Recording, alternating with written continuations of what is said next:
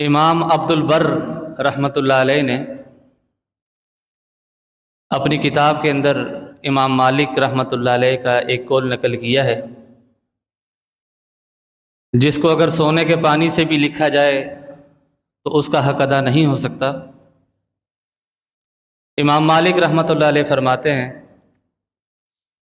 السنۃ کسفینۃ نوح من رکبها نجا ومن تخلف عنها غرق۔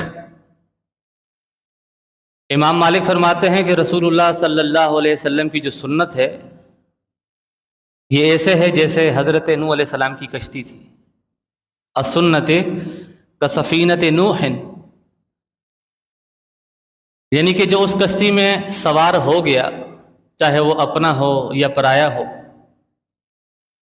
وہ نجات پا گیا، کامیاب ہو گیا، اور جو اس کشتی میں سوار نہ ہوا، پھر چاہے وہ اپنا ہو یا بیگانہ ہو، وہ غرق ہو گیا۔ تو حضرت نوح علیہ السلام کی کشتی کی مثال دے کر امام مالک رحمۃ اللہ علیہ نے سنت کی اہمیت کو سمجھایا اور بتایا ہے۔ اسی طرح ایک دن ایک شخص امام مالک رحمۃ اللہ علیہ کے پاس آتا ہے اور آ کر سوال کرتا ہے۔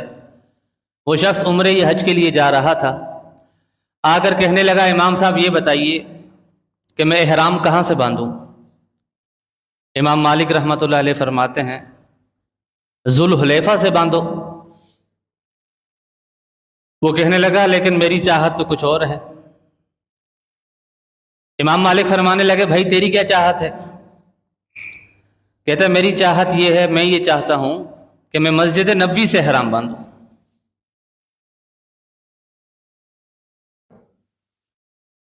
امام مالک کے جواب کو بتانے سے پہلے آپ ذرا اس بات پر غور کریں،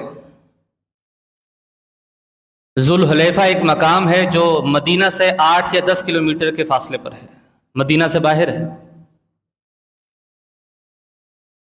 میں ایک طالب علم ہوں، میں نے احادیث کا مطالعہ کر کے دیکھ لیا، مجھے کہیں بھی ذوالحلیفہ کی کوئی فضیلت نہیں ملی کہ الگ سے کوئی اس کی خاص فضیلت بتائی گئی ہو، کوئی فضیلت نہیں ملی۔ جبکہ مسجد نبوی کی کتنی فضیلت ہے۔ رسول اللہ صلی اللہ علیہ وسلم فرماتے ہیں، جس نے ایک نماز پڑھی اس کی ایک نماز 1000 نمازوں کے برابر ہے۔ جس کے بارے میں رسول اللہ صلی اللہ علیہ وسلم نے فرمایا تھا، ما بین بیتی و منبری روضۃ من ریاض الجنہ، کہ حضرت عائشہ صدیقہ رضی اللہ تعالیٰ عنہ کے حجرے سے لے کر مسجد نبوی تک کی جو زمین ہے، جو ٹکڑا ہے، روضۃ من ریاض الجنہ، یہ جنت کے باغوں میں سے ایک باغ ہے۔ یہ اس کی دوسری فضیلت۔ تیسری فضیلت کہ یہ مدینہ میں ہے، مدینہ کی خود اپنی اتنی شان ہے۔ نبی علیہ السلام فرماتے ہیں کہ اللہ تعالیٰ نے میری مدینہ کے حوالے سے بہت ساری دعاؤں کو قبول فرمایا، اور اس میں سے ایک دعا یہ بھی میں نے کی کہ یا اللہ، مدینہ کو طاعون کی بیماری سے ہمیشہ بچانا۔ طاعون ایسی بیماری ہے جہاں داخل ہوتی ہے، جس شہر میں، جس علاقے میں سینکڑوں کے حساب سے روز جنازے نکلتے ہیں، نبی علیہ السلام نے اس شہر کے لیے یہ دعا بھی کی کہ یا اللہ، اس کو طاعون سے بچانا۔ یہ بھی اس کی فضیلت ہے۔ پھر ایک اور فضیلت، جہاں رسول اللہ صلی اللہ علیہ وسلم نے نماز کے اندر ہمیں بہت ساری دعائیں پڑھنے کا حکم دیا ہے، سکھائی ہیں، وہاں ایک دعا دجال کے فتنے سے پناہ کی بھی اللہ کے نبی صلی اللہ علیہ وسلم نے ہمیں سکھائی ہے، جو ہم نماز کے آخر میں پڑھتے ہیں، تشہد آخر میں پڑھتے ہیں۔ بلکہ اس حدیث کے راوی امام طاؤس رحمۃ اللہ علیہ ہیں، انہوں نے اپنے بیٹے کو تاکید کی کہ نماز کے آخر میں یہ دعا پڑھا کرو، اللہ کے نبی صلی اللہ علیہ وسلم نے اس کا حکم دیا ہے، تاکید کی ہے۔ ایک دن بیٹا نماز پڑھ رہا تھا، امام طاؤس آئے اور آ کر فرمانے لگے، اپنے بیٹے سے پوچھنے لگے، کیا تم نے نماز میں دجال کے فتنے سے بچنے کے لیے دعا کی ہے؟ بیٹے نے کہا نہیں۔ امام طاؤس فرماتے ہیں، جاؤ، جا کر دوبارہ نماز پڑھو۔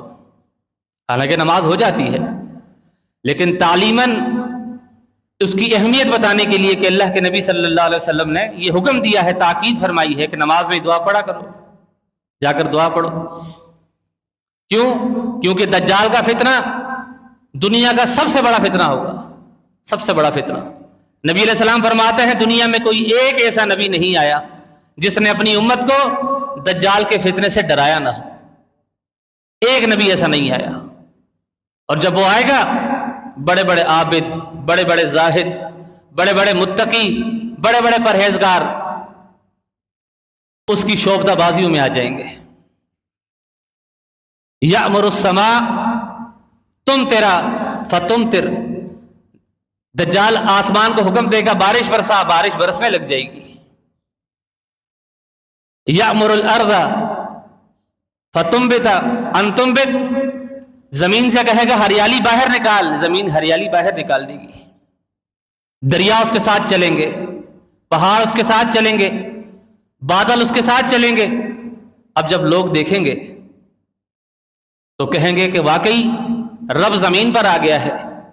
وہ کہے گا میں رب ہوں، میں زمین پر آ گیا ہوں، اور جو اس کی شوبدہ بازیوں میں آ گیا وہ اسے رب مان لے گا۔ لیکن آپ قرآن و سنت کے علم کی برکت دیکھیں، اس وقت بھی طالب علم کھڑا ہو کر کہے گا اے لوگو الا تنظرونہ، یہ تم کیا کر رہے ہو؟ تم اسے دیکھ نہیں رہے؟ تم اسے دیکھ سکتے ہو، یہ تمہیں نظر آ رہا ہے۔ فاللہ یقول لا تدرک الابصار ولا یدرک الابصار، اللہ نے فرمایا کہ یہ انسانی آنکھ مجھے دیکھ ہی نہیں سکتی۔ موسیٰ علیہ السلام نے کہا تھا دیکھنا ہے، اللہ نے فرمایا دیکھ لے، تو دیکھ ہی نہیں سکتا۔ لن ترانی، موسیٰ علیہ السلام نہیں دیکھ سکے، لہذا تم اسے دیکھ رہے ہو، یہ رب نہیں ہو سکتا، تم دیکھتے نہیں ہو۔ الا تنظرون یاکل و یشرب، کہ یہ کھاتا بھی ہے اور پیتا بھی ہے۔ فاللہ یقول اللہ صمد، اور اللہ فرماتا ہے کہ میں بے نیاز ہوں۔ وہ لوگوں کو کھلاتا ہے لیکن خود نہیں کھاتا، وہ لوگوں کو پلاتا ہے لیکن خود نہیں پیتا۔ تم دیکھتے نہیں ہو یہ کھاتا بھی ہے پیتا بھی ہے۔ تو اس وقت بھی قرآن و سنت کا علم حاصل کرنے والا، قرآن و سنت پر چلنے والا اس دجال کے فتنے سے بچے گا۔ البتہ واپس میں اپنے موضوع کی طرف آتا ہوں۔ نبی علیہ السلام نے فرمایا دجال جب آئے گا پوری دنیا کے چپے چپے پر جائے گا، لیکن مکہ اور مدینہ کے باہر اللہ تعالیٰ فرشتوں کی ایسی دیوار کھڑی کر دے گا جہاں وہ داخل نہیں ہو سکے گا۔ یہ بھی مدینہ کی ایک فضیلت ہے۔ نبی علیہ السلام نے مثال دے کر فرمایا کہ سانپ اپنے بل سے نکلتا ہے، اور جب اسے دشمن کا خطرہ لاحق ہوتا ہے دوبارہ وہ اپنے بل میں جا کر گھس جاتا ہے۔ اسی طریقے سے پوری دنیا میں اسلام پھیلے گا، اور جب اسلام کو خطرہ لاحق ہوگا تو اسلام اپنی خالصیت کے ساتھ، اپنی اصلیت کے ساتھ مدینہ میں داخل ہو جائے گا۔ اسی لیے ہم کہتے ہیں لوگوں تین چیزوں سے محبت کرو، مدینہ سے، مدینے والوں سے، اور مدینے والوں کے عقیدے سے۔ لوگ کہتے ہیں ہم مدینہ کو نہیں مانتے، مدینہ کی شان کو نہیں مانتے، مدینہ کے مقام کو نہیں مانتے، مدینہ کی تصویریں نہیں لگاتے۔ اصل یہ ہے کہ مدینہ سے پیار کریں، مدینہ والوں سے پیار کریں، اور مدینہ والوں کے عقیدے سے پیار کریں۔ قرب قیامت دجال کے آنے کے بعد بھی اگر صحیح اور خالص دین ملے گا تو وہ مدینہ میں ملے گا۔ یہ مختصراً مدینہ کی میں نے آپ کو شان اور فضیلت بتائی ہے، اس لیے کہ وہ شخص جو مسجد نبوی سے احرام باندھنا چاہتا تھا اس کی نظر میں مدینہ کی یہ اہمیت، یہ شان، یہ مقام موجود تھا، اور ذوالحلیفہ کی مجھے کوئی شان اور مقام نہیں ملا کسی حدیث سے۔ لیکن امام صاحب کا جواب سنیں۔ امام صاحب فرماتے ہیں اگر تو نے ذوالحلیفہ کو چھوڑ کر مسجد نبوی سے احرام باندھا تو تو فتنے میں مبتلا ہو جائے گا۔ وہ شخص کہنے لگا فتنہ کیسے؟ اس میں حرجی کیا ہے؟ جیسے آج لوگ کہتے ہیں نا قرآن خوانی کروا دی، حرجی کیا ہے؟ آیات کا ورد کروا دیا، حرجی کیا ہے؟ 101 مرتبہ پڑھوا دیا، حرجی کیا ہے؟ 1000 مرتبہ کا وظیفہ بتا دیا، حرجی کیا ہے؟ اس نے بھی کہا مسجد نبوی سے اگر میں احرام باندھوں تو اس میں حرجی کیا ہے؟ امام مالک کے الفاظ سنے، فرماتے ہیں ایو فتنۃ اعظم، یہ سب سے بڑا فتنہ ہے، من ان ترى ان سبقت عن فضیلت قصر عنها رسول اللہ صلی اللہ علیہ وسلم۔ امام مالک فرمانے لگے رسول اللہ صلی اللہ علیہ وسلم اس جگہ پر رہتے تھے، آپ صلی اللہ علیہ وسلم کا وہاں پر گھر تھا.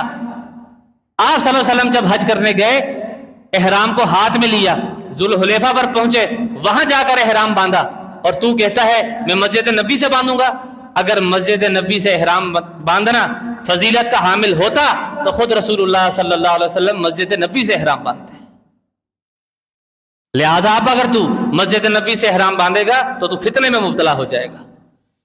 اور امام مالک رحمۃ اللہ علیہ نے اس کی دلیل دی قرآن سے، اس کی دلیل دی، قرآن کریم کی یہ آیت پیش کی، فَلْيَحْذَرِ الَّذِينَ يُخَالِفُونَ عَنْ أَمْرِهِ أَن تُصِيبَهُمْ فِتْنَةٌ أَوْ يُصِيبَهُمْ عَذَابٌ أَلِيمٌ، کہ لوگوں رسول اللہ صلی اللہ علیہ وسلم کی مخالفت سے بچ جاؤ.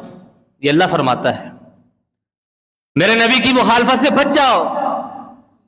اگر مخالفت کرو گے تو فتنے میں مبتلا ہو جاؤ گے یا شدید عذاب میں گھیر لیے جاؤ گے.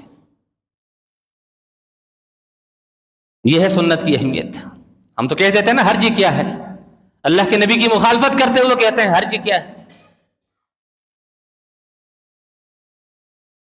ابھی عید گزری ہے، رسول اللہ صلی اللہ علیہ وسلم کا بس اتنا حکم ہے 10 ذی الحج کو عید کی نماز پڑھنی ہے، اس کے بعد جانور ذبح کرنا ہے، جانور کی قربانی کرنی ہے، بس اتنا حکم ہے. حضرت ابو درداء رضی اللہ تعالیٰ عنہ سوچنے لگے کہ کیوں نہ میں پہلے قربانی کر لوں. قربانی کر کے عیدگاہ چلے گئے، اللہ کے نبی صلی اللہ علیہ وسلم کو جا کر بتایا، اللہ کے نبی میں نے قربانی کر لی. نبی علیہ السلام فرماتے ہیں تلک شاۃ لحم، وہ تو صرف گوشت کا جانور ہے، تو نے تو قربانی کی ہی نہیں. فرمایا اللہ کے نبی میں نے تو قربانی کر لی ہے. کہا قربانی نہیں ہوئی، پہلے عید کی نماز پڑھو گے اس کے بعد قربانی کرو گے. 10 منٹ کا فرق، 10 منٹ کا فرق. بعد میں کرنی تھی، حضرت ابو درداء نے پہلے کر دی، لیکن اخلاص دیکھیں ان کا، نیت دیکھیں. حدیث میں آتا ہے ابو درداء فرمانے لگے اللہ کے نبی میں جس بستی میں رہتا ہوں مدینہ کی، وہاں بہت زیادہ غریب لوگ ہیں، میری یہ خواہش تھی کہ قربانی کا جانور سب سے پہلے میرا کٹے اور غریبوں کے ہاں گوشت سب سے پہلے ابو درداء کا پہنچے. دیکھیں اخلاص میں کوئی شک نہیں ہے. لیکن اللہ کے نبی نے فرمایا کوئی تیری قربانی نہیں ہوئی. نہیں فرمایا چلو کوئی بات نہیں، آئندہ خیال کرنا، اس سال کر لیے اگلے سال خیال کرنا. نہیں، اللہ کے نبی فرماتے ہیں تل کا شاۃ لحم، وہ تو صرف گوشت کا جانور تھا، تیری قربانی نہیں ہوئی. بتائیں کہ صحابہ کی اخلاص میں شک ہو سکتا ہے؟ اللہ نے فرمایا یا ایھا الذین آمنوا لا تقدموا بین ید اللہ ورسولہ واتقوا اللہ. اے ایمان والو، اللہ اور اس کے رسول سے آگے نہ بڑھو. ہم نے آگے بھی نہیں بڑھنا، پیچھے بھی نہیں رہنا، 1 منٹ کا بھی فرق نہیں کرنا. ہم نے جیسا اللہ کے نبی نے بتا دیا بس ویسے ہی کرنا ہے، تو اللہ قبول کرے گا، ورنہ قبول نہیں فرمائے گا. حضرت خلاد بن رافع رضی اللہ تعالیٰ عنہ کا واقعہ آپ اکثر علماء سے سنتے ہیں. مسجد میں آئے، آ کر نماز پڑھی، رسول اللہ صلی اللہ علیہ وسلم کے پاس گئے، سلام عرض کیا، وعلیکم السلام، ارجع فصلی فانک لم تصلی، جا کر نماز پڑھ، تو نے نماز نہیں پڑھی. وہ گیا، جا کر اس نے دوبارہ نماز پڑھی. پھر آیا السلام علیکم یا رسول اللہ، وعلیکم السلام، ارجع فصلی فانک لم تصلی، جا کر نماز پڑھ، تو نے نماز نہیں پڑھی. 3 مرتبہ اللہ کے نبی صلی اللہ علیہ وسلم نے اس سے نماز پڑھوائی.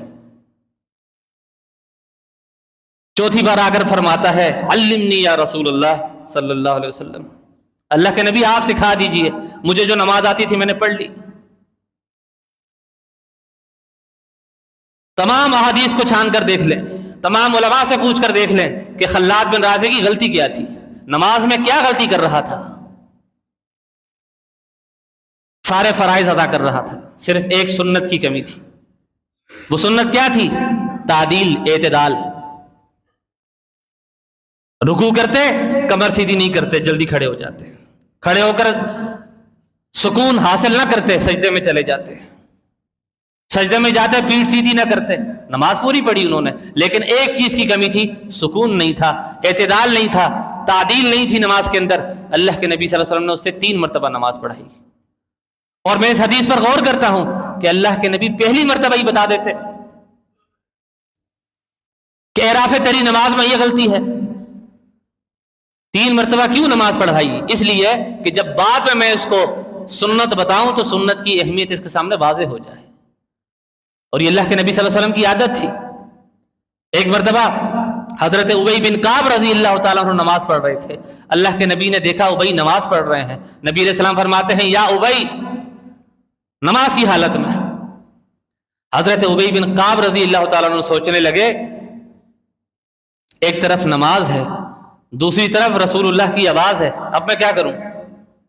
نماز پڑھتا رہوں یا اللہ کے نبی کو جواب دوں، لبیک کہوں؟ حدیث میں آتا ہے کہ حضرت ابی نے شرعی تقاضوں کو پورا کرتے ہوئے، شریعت کے دائرے میں رہتے ہوئے جتنا مختصر کر سکتے تھے نماز کو مختصر کیا. نماز کو مختصر کرنے کے بعد اللہ کے نبی صلی اللہ علیہ وسلم کے پاس گئے اور فرمایا لبیک یا رسول اللہ. اللہ کے نبی صلی اللہ علیہ وسلم نے فرمایا ما منعک اذا دعوتک ان تجیبنی، اے ابی جب میں تجھے بلا رہا تھا تب تجھے کس چیز نے منع کیا، کس چیز نے روکا کہ تو نے جواب نہ دیا؟ حضرت ابی فرماتے ہیں انی کنت فی الصلاۃ، اللہ کے نبی میں نماز پڑھ رہا تھا.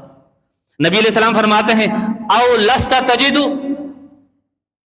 تو حافظ ہے. صحابہ میں چوٹی کے حافظ تھے حضرت ابی بن کعب، سب سے زیادہ قرآن کے یاد رکھنے والے. تو چوٹی کا حافظ ہے، کیا تو نے قرآن کی یہ آیت نہیں پڑھی؟ اللہ رب العالمین فرماتا ہے یا ایھا الذین آمنوا اذا تجیبوا للہ ولرسولہ اذا دعاکم لما یحییکم، اے ایمان والو جب اللہ اور اس کا رسول تمہیں آواز دے تو فوراً لبیک کہو، فوراً جواب دو. حضرت ابی بن کعب فرمانے لگے اللہ کے نبی آج کے بعد میں ایسا نہیں کروں گا، نماز کے اندر بھی ہوا آپ کی آواز آئی تو میں آپ کو لبیک کہوں گا. نبی علیہ السلام فرماتے ہیں ابی میں تجھے ایک ایسی صورت نہ بتاؤں جو نہ اللہ نے تورات میں نازل فرمائی، نہ انجیل میں نازل فرمائی، نہ زبور میں نازل فرمائی، اور نہ ہی قرآن میں کسی اور جگہ پر وہ ہے، صرف ایک مقام پر وہ صورت ہے. حضرت ابی بن کعب فرماتے ہیں اللہ کے نبی ضرور بتائیے. قلت بلا یا رسول اللہ، ضرور بتائیے. اللہ کے نبی فرماتے ہیں ابھی نہیں بتاؤں گا، جب میں مسجد نبی کے دروازے پر پہنچوں گا تب بتاؤں گا. یہ اللہ کے نبی کا انداز تھا. سنت کی اہمیت کو بتانے کے لیے معاملے کو کچھ دیر سے کچھ لیٹ کر کے بتاتے تاکہ جب بتاؤں تو انہیں سنت کی اہمیت کا پتہ ہو. اب حضرت ابی بن کعب کو سکون ہی نہیں آ رہا، حافظ قرآن ہے وہ بھی چوٹی کے. اللہ کے نبی مسجد نبی کے دروازے پر پہنچے. حضرت ابی بن کعب کو یاد تھا، فرمانے لگے اللہ کے نبی مجھے وہ صورت بتائیے جس کا آپ نے وعدہ کیا تھا، وہ کون سی صورت ہے؟ نبی علیہ السلام فرمانے لگے ماذا تقرأ فی الصلاۃ یا ابی، اے ابی نماز میں تو کون سی صورت پڑھتا ہے؟ حضرت ابی فرماتے ہیں ام القرآن، سورہ فاتحہ. اللہ کے نبی فرماتے ہیں وہی صورت ہے، یہ وہی صورت ہے جو اللہ نے نہ کبھی پہلے تورات میں اتاری، نہ زبور میں، نہ انجیل میں، اور نہ ہی قرآن پاک میں کسی اور مقام پر یہ صورت ایک ہی جگہ پر ہے، اور وہ یہ صورت ہے. تو یہ اللہ کے نبی کا انداز تھا، جب سنت کی اہمیت کو، اپنے حکم کی اہمیت کو واضح کرنا ہوتا تو اس کو تھوڑا لیٹ کرتے تاکہ جب میں سمجھاؤں تو ان کو سمجھ آئے. واپس آتے ہیں. رسول اللہ صلی اللہ علیہ وسلم کا ایک صحابی ہے حضرت حذیفہ بن یمان رضی اللہ تعالیٰ عنہ. انہوں نے ایک شخص کو دیکھا نماز پڑھتے ہوئے، نماز پڑھ رہا ہے. نماز پڑھ کر فارغ ہوا. حضرت حذیفہ بن یمان نے اسے اپنے پاس بلایا اور پوچھا منذ کم تصلی بہذا، بھائی یہ بتا یہ جو تو نماز پڑھ کر آیا ہے اس طرح کی نماز کب سے پڑھ رہا ہے؟ کہنے لگا منذ 40 سنہ، 40 سال ہو گئے، 40 سال سے میں اس طرح کی نماز پڑھ رہا ہوں. میں 40 سال کا نمازی ہوں، 40 سال کا نمازی ہے اور 40 سال سے اسی طرح نماز پڑھ رہا ہے. حضرت حذیفہ بن یمان فرمانے لگے اذا ان ما صلیت الان، اس کا مطلب ہے تو نے آج تک نماز ہی نہیں پڑھی. وہ حیران ہو گیا، وہ پریشان ہو گیا کہ میں 40 سال کا نمازی ہوں اور آپ فرما رہے ہیں کہ آج تک نماز ہی نہیں پڑھی. وہ کیا غلطی کر رہا تھا؟ وہ بھی یہی غلطی کر رہا تھا. اس کی نماز میں تعدیل نہیں تھی، سکون نہیں تھا، جلد بازی سے نماز پڑھ رہا تھا، ایک سنت کی کمی تھی. حضرت حذیفہ بن یمان فرماتے ہیں لو مت علی ھذا لمت علی غیر فطرت محمد صلی اللہ علیہ وسلم، اگر تو یہی نماز پڑھتا پڑھتا مر گیا تو تو محمد صلی اللہ علیہ وسلم کے لائے ہوئے دین پر نہیں مرے گا، تیری موت اس پر نہیں ہوگی. اور اس کے مقابلے میں رسول اللہ صلی اللہ علیہ وسلم فرماتے ہیں، سنن نسائی کی حدیث ہے، اللہ کے نبی فرماتے ہیں من توضا کما امرا وصلی کما امرا غفر له ما تقدم من ذنبه، جس نے وضو کیا اس طرح جس طرح میں نے حکم دیا، یعنی کہ میری سنت کے مطابق وضو کیا اور اس طرح نماز ادا کی جس طرح میں نے حکم دیا، میری سنت کے مطابق نماز ادا کی، ایک نماز، غفر له ما تقدم من ذنبه، اللہ اس کے پچھلے سارے گناہ معاف کر دیتا ہے۔ دیکھیں ایک طرف کی 40 سال کی نماز ہے اور صحابی فرما رہے ہیں کہ تیری ایک بھی نماز نہیں ہوئی، اور ایک طرف سنت کے مطابق کیا ہوا وضو اور سنت کے مطابق نماز جو ادا کی گئی ہے وہ ایک نماز ایسی ہے کہ اللہ تعالیٰ پچھلے سارے گناہ معاف کر دیتا ہے۔ یہ ہے سنت کی اہمیت، سنت کی برکت اور سنت کی فضیلت۔ چاہے انسان کا اخلاص جتنا بھی اعلیٰ کیوں نہ ہو، عمل کرنے والا صحابی ہی کیوں نہ ہو، تابعی ہی کیوں نہ ہو، امام ہی کیوں نہ ہو، سنت کے مطابق ہے تو اللہ تعالیٰ قبول فرمائے گا، ورنہ وہ عمل مردود ہے، اللہ اسے قبول نہیں فرمائے گا۔ خاندان قریش کا ایک بزرگ رسول اللہ صلی اللہ علیہ وسلم کے پاس آیا۔ یہ بزرگ کون ہے؟ حضرت عمر بن عاص رضی اللہ تعالیٰ عنہ۔ علم کا سمندر، اتنا علم کہ ایک مرتبہ رسول اللہ صلی اللہ علیہ وسلم کے پاس ایک مقدمہ آیا، اس کا فیصلہ کرنا تھا۔ حضرت عمر بن عاص بیٹھے ہوئے تھے، اللہ کے نبی فرماتے ہیں اے عمر، ان دونوں کی بات سنو اور شریعت کے مطابق ان کا فیصلہ کرو۔ حضرت عمر بن عاص فرمانے لگے اللہ کے نبی آپ کی موجودگی میں میری جرت کہ میں فیصلہ دوں، یہ آپ کا حق ہے، آپ فیصلہ کریں۔ رسول اللہ صلی اللہ علیہ وسلم فرماتے ہیں بالکل حق تو میرا ہے، لیکن میری چاہت یہ ہے کہ ان کا تو مقدمہ سنے اور تو شریعت کے مطابق جواب دے۔ علم کا سمندر، اب پریشان ہیں، نبی علیہ السلام کے پاس آئے ہوئے ہیں، آ کر فرماتے ہیں اللہ کے نبی میں نے اپنے بیٹے عبداللہ کی شادی کروا دی، کچھ دن بعد میری جو بہو ہے وہ میرے پاس آئی میری خیر خیریت معلوم کرنے کے لیے۔ میں نے بیٹی سے پوچھا، بہو سے پوچھا بیٹا یہ بتاؤ عبداللہ کیسا شخص ہے، تمہارے ساتھ کیسے رہتا ہے؟ بہو نے کہا نعم الرجل، آپ کا بیٹا بڑا بہترین انسان ہے، بڑا ہی اچھا انسان ہے، لیکن اگر آپ نے پوچھ ہی لیا ہے تو میں آپ کو بتاتی ہوں کہ جب سے میری شادی ہوئی ہے اسے میں نے آج تک اپنے بستر پر نہیں دیکھا۔ حضرت عمر پریشان ہو گئے، فرمانے لگے ایسا کیوں، تمہارے بستر پر کیوں نہیں آتا؟ فرمانے لگی سارا دن روزہ رکھتا ہے، ساری رات قیام کرتا ہے، وضو ٹوٹنے ہی نہیں دیتا، ساری رات قیام کرتا ہے، سارا دن روزے رکھتا ہے۔ حضرت عمر بن عاص فرماتے ہیں اللہ کے نبی آپ کے پاس آیا ہوں، پریشان ہوں، آپ بتائیے اس مسئلے کا کیا حل ہے؟ رسول اللہ صلی اللہ علیہ وسلم فرماتے ہیں عمر اپنے بیٹے عبداللہ کو میرے پاس بھیجو۔ اب یہ جو عبداللہ آ رہا ہے یہ کون ہے؟ یہ بھی کوئی عام آدمی نہیں ہے، یہ وہ عبداللہ ہے جس کو لوگوں نے کہا تھا اتکتب کل شیء تسمعه رسول اللہ من رسول اللہ صلی اللہ علیہ وسلم ورسول اللہ بشر یتکلم فی الغضب والرضا۔ اے عبداللہ تم اللہ کے نبی صلی اللہ علیہ وسلم کی ہر بات کو سن کر لکھ لیتے ہو، اللہ کے نبی بشر ہیں، کبھی غصے میں ہوتے ہیں، کبھی مزاح کے موڈ میں ہوتے ہیں، کبھی خوش ہوتے ہیں، تم ہر بات لکھ لیتے ہو، مت لکھا کرو۔ اللہ کے نبی نے پوچھا تھا عبداللہ لکھتے کیوں نہیں ہو، کیوں ہاتھ روک دیا؟ حضرت عبداللہ نے فرمایا اللہ کے نبی لوگوں نے مجھے اس طرح کہا ہے۔ تو رسول اللہ صلی اللہ علیہ وسلم نے فرمایا تھا اکتب فوالذی نفسی بیدہ ما یخرج منہ الی الحق۔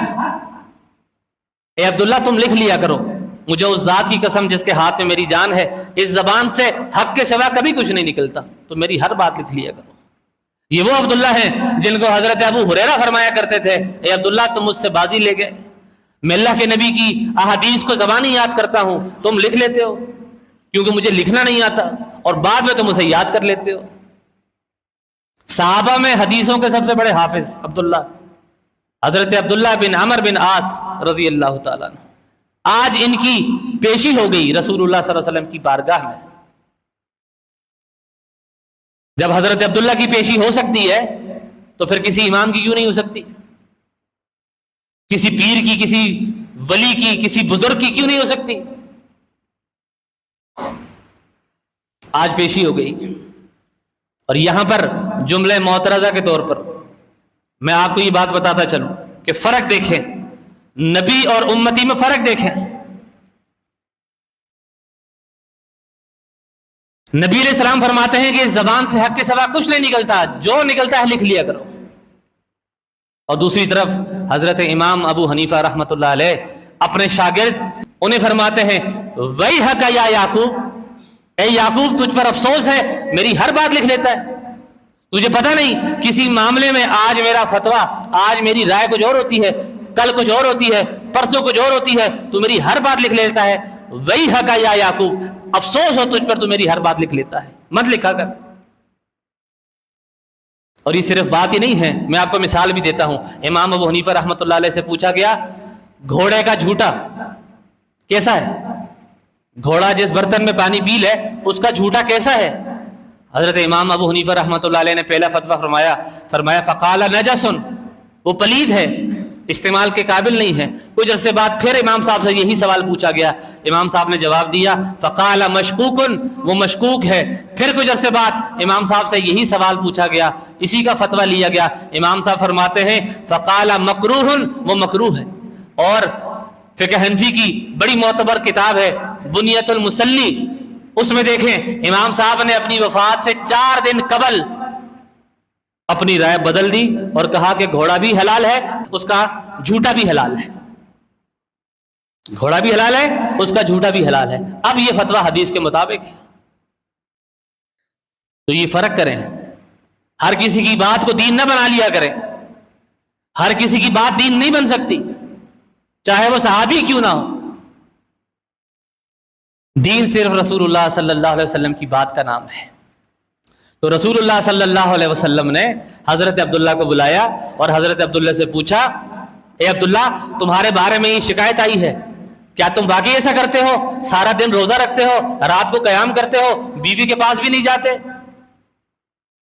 حضرت عبداللہ فرمانے لگے قلت نعم یا رسول اللہ صلی اللہ علیہ وسلم ما اردت بذلک الا الخیر، جی اللہ کے نبی میں ایسا ہی کرتا ہوں، میں چاہتا ہوں جوانی ہے، صحت ہے، کیوں نہ نیکیاں جمع کر لوں، کیوں نہ اللہ کی عبادت کر لوں، کل کو پتہ نہیں صحت رہے نہ رہے، جوانی رہے نہ رہے، تو میں خیر کو جمع کر رہا ہوں، خیر کو جمع کر رہا ہوں۔ تو رسول اللہ صلی اللہ علیہ وسلم نے فرمایا اے عبداللہ تو نے آج تک جتنے روزے رکھے ہیں تیرا کوئی روزہ نہیں، لا صام من صام الابد، جو ہمیشہ کا روزہ رکھے اس کا کوئی روزہ نہیں ہے۔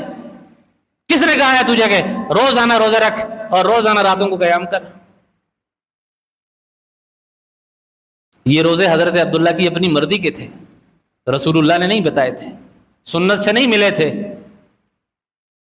حضرت عبداللہ کو نبی علیہ السلام فرماتے ہیں عبداللہ میں تجھے ایسا عمل نہ بتاؤں کہ جس سے تجھے پورے سال کے روزوں کا ثواب ملے؟ حضرت عبداللہ فرماتے ہیں کیا؟ اللہ کے نبی فرماتے ہیں ایام البیس کے روزے رکھ لیا کر، چاند کی 13، 14، 15 کا روزہ رکھ لیا کر، 3 روزے رکھے گا اللہ تعالیٰ پورے سال کے روزوں کا ثواب دے گا۔ اب بتائیں یہاں پر 3 روزے، ثواب پورے سال کا، اور وہاں حضرت عبداللہ پورا سال روزے رکھ رہے ہیں، اللہ کے نبی فرماتے ہیں کوئی روزہ نہیں۔ یہ فرق ہے سنت کے مطابق عمل کرنے میں اور اپنی مرضی سے عمل کرنے میں۔ تقابل دیکھیں آپ، اس میں حضرت عبداللہ زیادہ تھک رہے تھے، راتوں کو جاگ جاگ کر، سارا دن بھوکا رہ کر، اللہ کے نبی فرماتے ہیں کوئی روزہ نہیں۔ اپنی مرضی کا عمل اللہ کو پسند ہی نہیں ہے۔ اگر اپنی مرضی کے عمل اللہ کو پسند ہوتے تو نبی کو بھیجنے کی ضرورت کیا تھی؟ جس کا جو دل کرتا نیکی سمجھتا اور وہ کرتا رہتا۔ رسول اللہ صلی اللہ علیہ وسلم جس سال حج فرما رہے تھے، لوگوں کو پتہ لگا اللہ کے نبی صلی اللہ علیہ وسلم حج فرمانے جا رہے ہیں، قافلوں کے قافلے نکلے۔ کیوں نہ نکلتے؟ یہ حج کس کی قیادت میں ہونا ہے؟ رسول اللہ صلی اللہ علیہ وسلم کی قیادت میں۔ اللہ کے نبی بھی سفر کر رہے ہیں، مدینہ سے مکہ کی طرف جا رہے ہیں، راستے میں دیکھا ایک جھمکٹا لگا ہوا ہے، رش لگی ہوئی ہے، لوگ جمع ہیں۔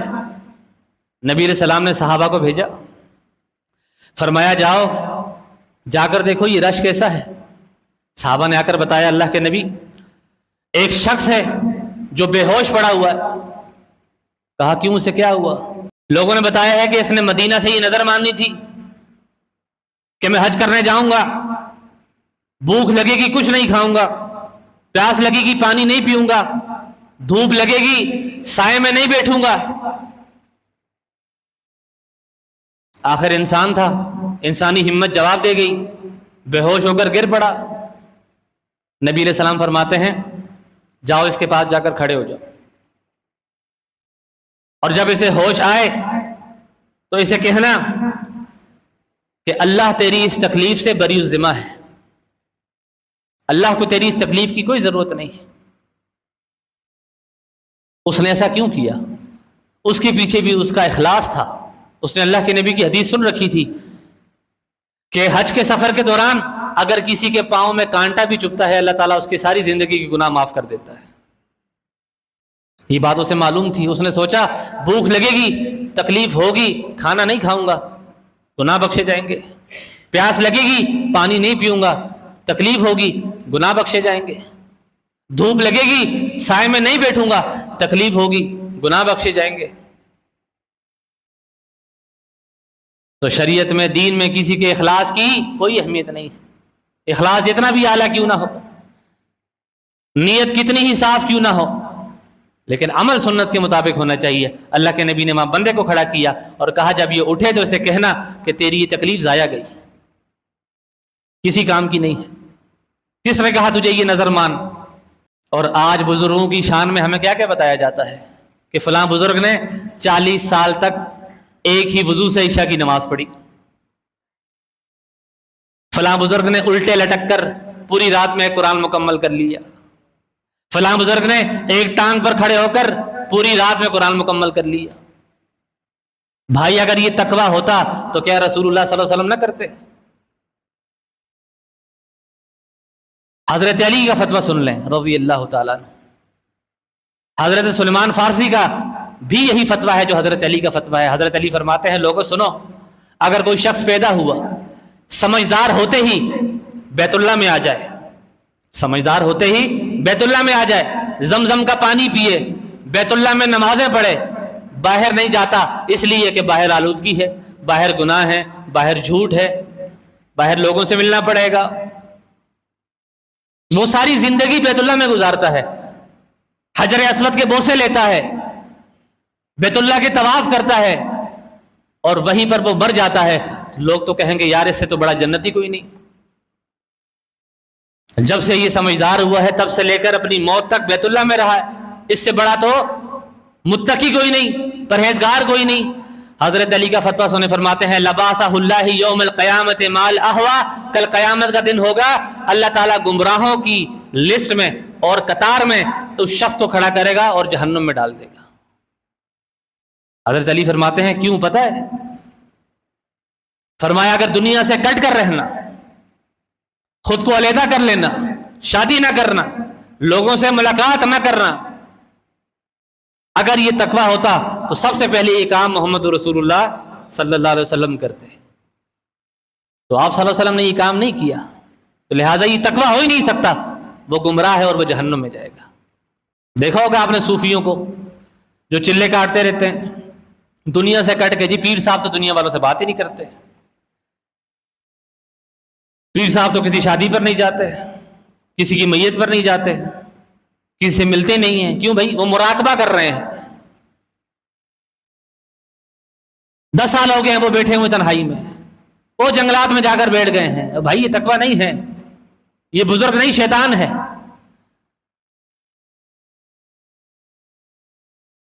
وہ کام جو رسول اللہ صلی اللہ علیہ وسلم نے کیا ہے بس وہی تقویٰ ہے۔ اس کے علاوہ بظاہر وہ کام کتنا ہی خوبصورت کیوں نہ ہو، کتنا ہی حسین و جمیل کیوں نہ ہو، اس میں نفاستیں ہوں، اس میں لطافتیں ہوں، تو اس کی ظاہری خوبصورتی پر مت جائیے۔ اگر اللہ کے نبی نے وہ کام نہیں کیا تو وہ تقویٰ نہیں ہو سکتا۔ رسول اللہ صلی اللہ علیہ وسلم عشاء کی نماز پڑھا کر گھر گئے. کچھ دیر بعد اصحاب صفا کی خیریت معلوم کرنے کے لیے رات کو واپس مسجد نبی میں تشریف لائے. جب واپس آئے تو دیکھا مسجد میں ایک رسی بندھی ہوئی, 2 پلروں کے درمیان ایک رسی بندھی ہوئی ہے.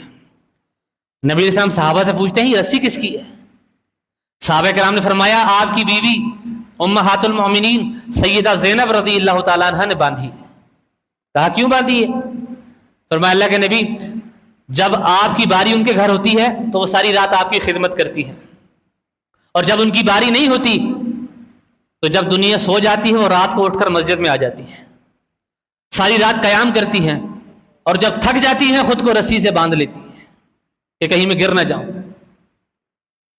اللہ کے نبی نے اس رسی کو کھینچا اور توڑ کر پھینکا اور کہا زینب سے کہنا تیرے اس عمل سے اللہ بری و ذمہ ہے. بتائیں حضرت سیدہ زینب کی تعریف میں کچھ کہنے کی ضرورت ہے؟ امہات المؤمنین ہیں. فرماتے ہیں زینب سے کہنا تیرے اس عمل کا اللہ سے کوئی تعلق نہیں ہے, میری شریعت سے کوئی تعلق نہیں ہے, تجھے کس نے کہا رسی باندھ؟ خود کو تھکا. پتہ لگا صحابی بھی کوئی عمل کرے, امہات المؤمنین بھی کوئی عمل کرے, اور وہ رسول اللہ سے ثابت نہ ہو, وہ سنت نہیں بن سکتا, وہ دین نہیں بن سکتا. صحابہ کرام نبی علیہ السلام کے پاس آتے فرماتے دلنی علی عمل یقربنی من الجنت ویباعدنی من النار. اللہ کے نبی کوئی ایسا عمل بتائیے کہ میں جنت کے قریب ہو جاؤں, جہنم سے دور ہو جاؤں. پوچھ کون رہا ہے؟ صحابہ. پوچھ کس سے رہے ہیں؟ اللہ کے نبی سے. پوچھنے والے صحابہ. پتہ لگا صحابہ بھی اپنی مرضی سے عمل نہیں کرتے تھے, اللہ کے نبی سے پوچھتے تھے. اگر اللہ کے نبی اپروول دیتے تو صحابہ وہ عمل کرتے, اور اگر اپروول نہ دیتے صحابہ کا بھی وہ عمل قبول نہیں ہوتا تھا. پتہ لگا اللہ کے نبی کے بتایا ہوا ایک عمل انسان کو جنت کے قریب کر سکتا ہے, اور اللہ کے نبی کے خلاف جانے والا ایک عمل انسان کو جہنم کے قریب کر سکتا ہے. امام مجاہد فرماتے ہیں قصد السبیل جو سیدھی اللہ کی طرف جاتی ہے, قصد السبیل یہ وہ راستہ ہے جو سیدھا انسان کو اللہ کی طرف لے جاتا ہے اور جنت کی طرف لے جاتا ہے. تو حضرت امام مجاہد رحمۃ اللہ علیہ جو بخاری کے راویوں میں سے ہیں, ان سے پوچھا گیا کہ قصد السبیل کیا ہے. وہ فرماتے ہیں یہی سوال میں نے اپنے استاد حضرت عبداللہ ابن عباس سے کیا تھا جو مفسر قرآن تھے, تو انہوں نے فرمایا قصد السبیل اس راستے کو کہتے ہیں جو ہر قسم کی کمی اور زیادتی سے پاک ہو. وہ راستہ جو کمی اور زیادتی سے پاک ہو, یعنی آپ کا ہر وہ عمل جس میں نہ کمی ہو نہ زیادتی ہو, ہو بہو وہی ہو جو رسول اللہ صلی اللہ علیہ وسلم سے ثابت ہو. لقد کان لکم فی رسول اللہ اسوۃ حسنہ. اللہ کے نبی آپ کے لیے بہترین نمونہ ہیں. جب آپ رسول اللہ صلی اللہ علیہ وسلم کو بطور مثال اپنائیں گے اور اس کے مطابق زندگی گزاریں گے تو پھر اللہ تعالیٰ فرماتا ہے قل ان کنتم تحبون اللہ فاتبعونی یحببکم اللہ ویغفر لکم ذنوبکم واللہ غفور رحیم. اللہ کے نبی صلی اللہ علیہ وسلم سے اللہ نے فرمایا اے میرے نبی لوگوں کو بتا دیجئے اگر تم چاہتے ہو کہ اللہ تم سے محبت کرے فاتبعونی پھر میری اتباع کرو, پھر میرے نقش قدم پر چلو. میں جس طرح کھاتا ہوں اس طرح کھاؤ, جس طرح بیٹھتا ہوں اس طرح بیٹھو, جس طرح کھڑے ہوتا ہوں اس طرح کھڑے ہو, جس طرح پانی پیتا ہوں اس طرح پانی پیو, جس طرح بیویوں کے ساتھ رہتا ہوں اس طرح رہو, جس طرح گھر والوں کے ساتھ رہتا ہوں اس طرح رہو, جس طرح پڑوسیوں کے ساتھ رہتا ہوں اس طرح رہو. تجارت معاشرت تمام نظام جس طرح میں کرتا ہوں اس طرح کرو. پھر کیا ہوگا؟ یحببکم اللہ, اللہ تم سے محبت کرے گا. ویغفر لکم ذنوبکم واللہ غفور رحیم. صرف محبت ہی نہیں کرے گا, تمہارے سارے گناہوں کو معاف کر دے گا. بے شک وہ بخشنے والا بڑا مہربان ہے. اقول قولی ھذا استغفر اللہ لی